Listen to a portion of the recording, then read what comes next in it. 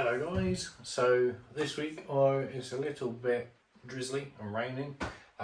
We're still cracking on with the inverter. I have managed to find my cap parts for my 50mm wire, so I can sort that out, although by the looks of it I cocked up and ordered 8mm holes instead of 10.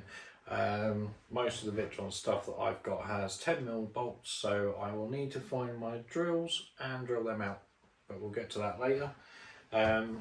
Mostly with these we use a compression to put it on and then heat shrink around the end just to make sure that nothing touches. So I'm going to crack on with that. I'll show you the crimping tool and how it works later.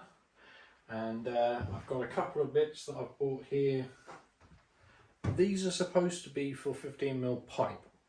Luckily enough, the wire itself, although very thick, as you can see, fits nicely and snug inside these. So I'm going to use these to run them along the wall and hold them up, rather than drooping and dragging and using P-clips. And yeah, actually not too bad. Quite cheap as well for a whole box.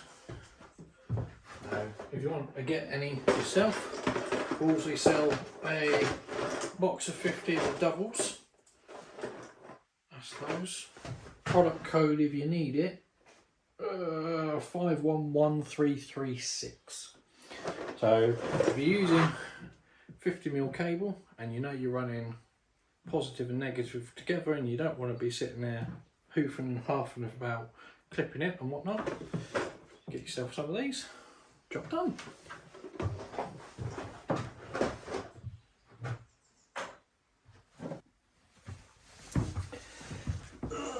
Right, so I've got a couple of tools I'm using for this. So this is a ratchet cutter. So how this works is it ratchets through to give it a good pushing power. It goes up to quite thick wire. I can't remember what the diameter was, but this will do anything that's 32mm wide in diameter. This, as you can see, is only 15mm, as we showed with the captions. So that will just go in there. That clamps down.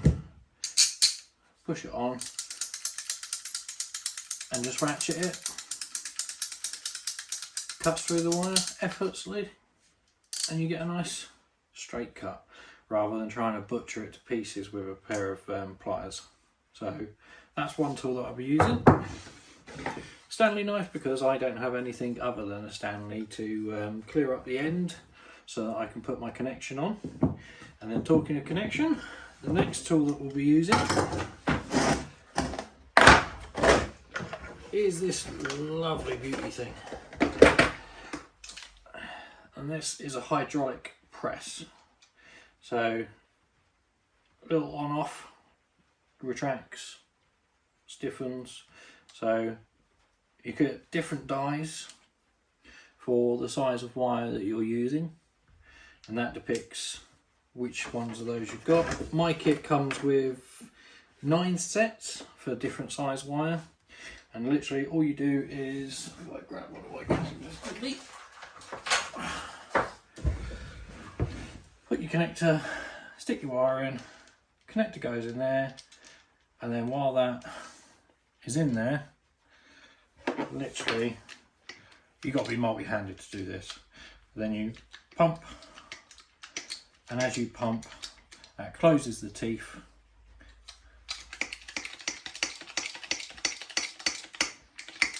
And causes the pressure to seal up and grip onto the wire. So it gives it a nice mechanical connection.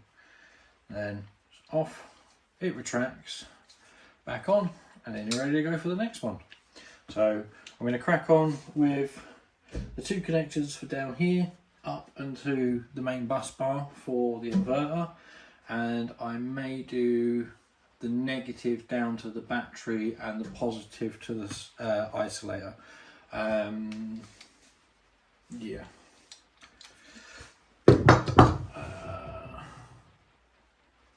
Yeah, I can do the positive down to the fuse for the batteries, and I need to get another fuse for the inverter, which is going to be over that side.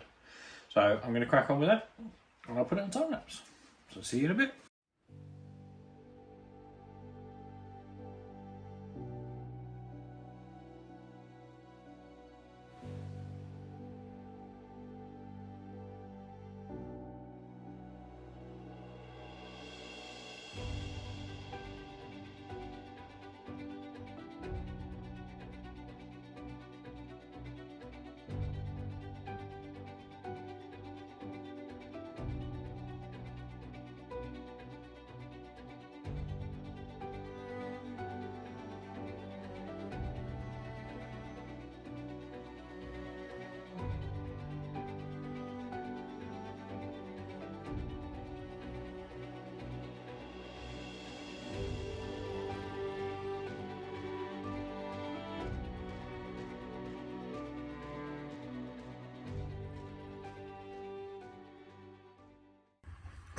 Right, so it's a bit of a weird angle, but you can see from here, right, it's very important when you do actually put the terminals on that you go washer,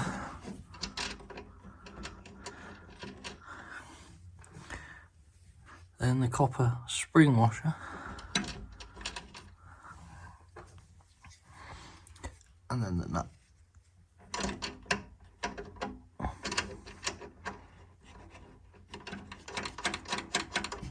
So I'm only putting that on for the time being because for some reason I can't find my insulating parts to go on there. So I'm just going to sort the other ones out, get the lengths right, and then I will redo them later.